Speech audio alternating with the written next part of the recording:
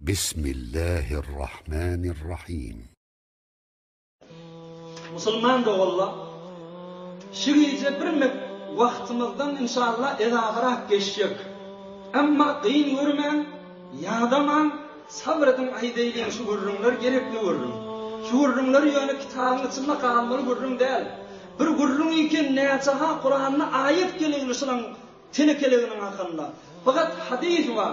Ey bazıları ha kitaplar var sihr cadu telekerat barmağındı amma mutasifana Türkmen ilatımından gafil. Başka kavmiyetler veren işim yok. Türkmen beter çümüğülüşü duaga. Kıymallığı dua veren kıymallamal mukadiye. Dua diyorlar ödüm kol kaldır Hudayı yalvar. Ondan o dua yok Müslüman oğul öd Türkmen yine dil veren keple Hudayı'nın oğluna. Amma neme alamet var? Özümde bir sihir cadu bolanlığını. Şıkınma sana bir dua veren mukadiyen, bir beddua verilen mukadiyen, hayatına tedilen mukadiyen, divarına zaylanan mukadiyen. Eğer bir kellağırın bolup da, düktörlür dermanı bilmeyen olsa bilgin sana dua verin. Bu kadar ha ekivverdarıyla ediptirdim.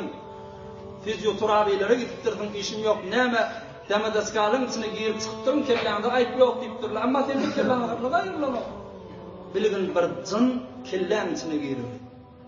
Hadis-i şerif var, cınlar yani adamın kanının içine girip diye, Peygamberimiz diye.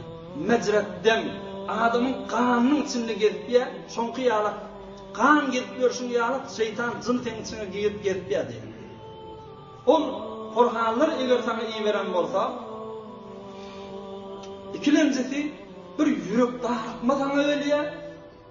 Aslan bir yerde durasın gelene, havsalan yok, üyde yüreğin dağıt ya, taşarlarda gezesin geliye, ya iş çağıda yüreğin dağıt ya, ön işler görün yerim, indi yüreğin dağıt başlattı.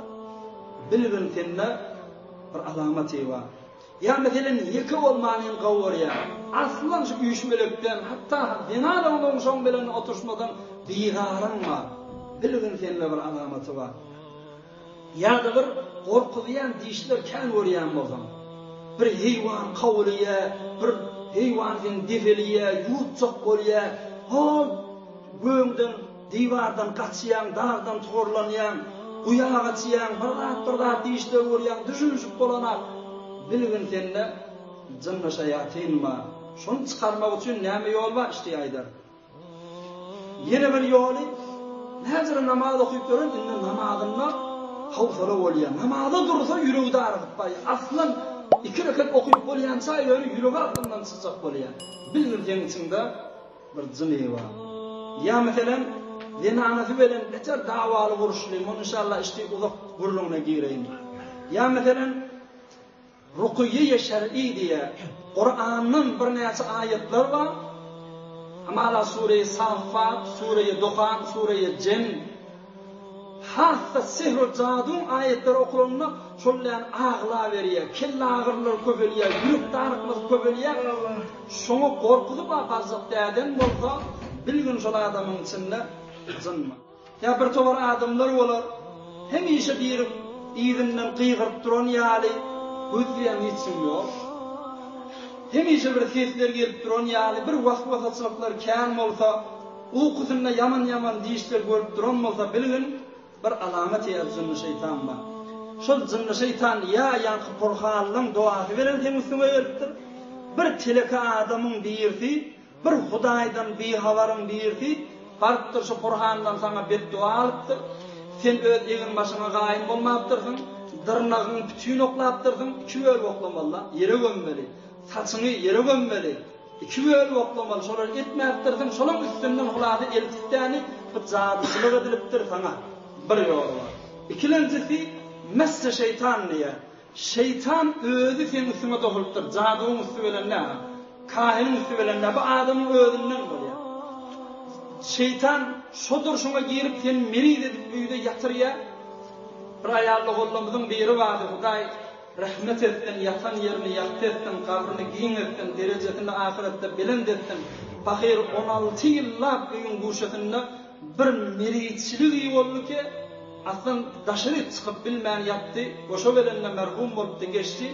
Şonda şehirlidäni bir jyn şeýatynyň ediyeti bolup, Pahir kän güller ağlap, ağı güller bilen geçirdi. Hudaýdany cennet mekanetden zaýyny ya şöjüredip tamamen meýil diýär, ya adamyň eline gelýär. Aslan elini tamam. Hiç işe barana. Aslan elindäni fenki diýýärlik agyralyp ýa. Ya şonu kelläňde ya ayagynda hesetýär. Şu jynyň özü sen kakypdyr. O da nämedir? Türkmen jyn kakypdyr diýerler. Näme Allahlar var? Yek, jynyň özü şol adama aşyk bolýar. Şol zenanaga ja erkege. Geçen hepde geçdi. Hammame gelýär. Bu düşmäne de şuya ýürende, egilmez çalşylanda bir zinetlen bir awratlan görünjek ýerini auzu billahi mineşşeytanirracim aýtgyn. Şeytanyň tagan Hudaýa. Şol şeytan şu awraty gördi saňa aşyk bolup da seni jyn katmak ehtimali var. Ya meselen bir kılgın suyu döküptirdim. O da var jynyň şeytanyň üstüne düşüpdir. Şeytan diýende jynyň kafir ýella.